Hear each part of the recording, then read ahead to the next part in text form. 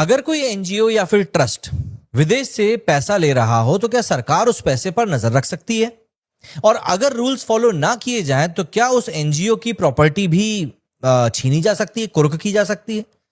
ये सब समझने के लिए एफसीआरए 2026 को समझना सिंपल लैंग्वेज में बहुत जरूरी है। देखिए, पिछले कुछ दिनों से एफसीआरए अमेंडमेंट 2026 का नाम काफी सुनने को मिल रहा है, लेकिन बहुत से लोगों को यह पता नहीं है कि आखिर एफसीआरए है किस बला का नाम।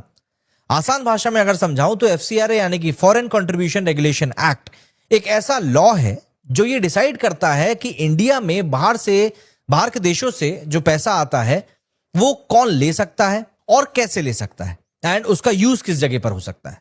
अगर कोई NGO, trust, charitable organisation, educational या फिर रिलीजियस इंस्टीट्यूशन फॉरेन फंडिंग लेना चाहता है तो उसके लिए गवर्नमेंट का रजिस्ट्रेशन उसके लिए जरूरी हो जाता है, एंड ये रजिस्ट्रेशन सिर्फ 5 साल तक के लिए वैलिड रहता है। अब बात करते हैं नए अमेंडमेंट्स की। इस बार सरकार कुछ बड़े चेंजेस लाना चाहती है। सबसे पहले, अगर कोई ऑर्गेनाइजेशन अपना एफसीआरए रजिस्ट्रेशन टाइम पर रिन्यू नहीं करवाता है तो फॉरेन फंडिंग से बनी उसकी एसेट्स डेजिग्नेटेड अथॉरिटी के कंट्रोल में जा सकती है। दूसरा है, फॉरेन फंडिंग के मैनेजमेंट में फॉरेन सिटीजन्स का रोल को लेकर भी नए रिस्ट्रिक्शंस का प्रपोजल है।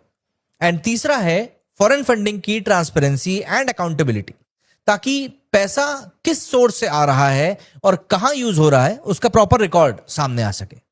लेकिन एक बात यहां पर और भी है, इसी अमेंडमेंट को लेकर ना पॉलिटिकल डिबेट भी चल रही है। सरकार का कहना है कि इसे नेशनल सिक्योरिटी एंड ट्रांसपेरेंसी मजबूत करने के लिए यूज किया जाएगा। वहीं दूसरी तरफ कंसर्न यह है कि genuine NGOs and charitable organisation के काम पर भी इसका असर पड़ सकता है। एक और इंटरेस्टिंग बात यह है कि सिर्फ इंडिया ही नहीं बल्कि अमेरिका, यूके, यूरोपियन यूनियन, इन जैसे देशों में भी फॉरेन फंडिंग को मॉनिटर करने के लिए अलग अलग लॉज पहले से मौजूद हैं। अब देखना यह होगा कि पार्लियामेंट में ये अमेंडमेंट किस फाइनल फॉर्म में पास होता है एंड उसके बाद ग्राउंड लेवल पर किस तरीके से इंप्लीमेंट होता है।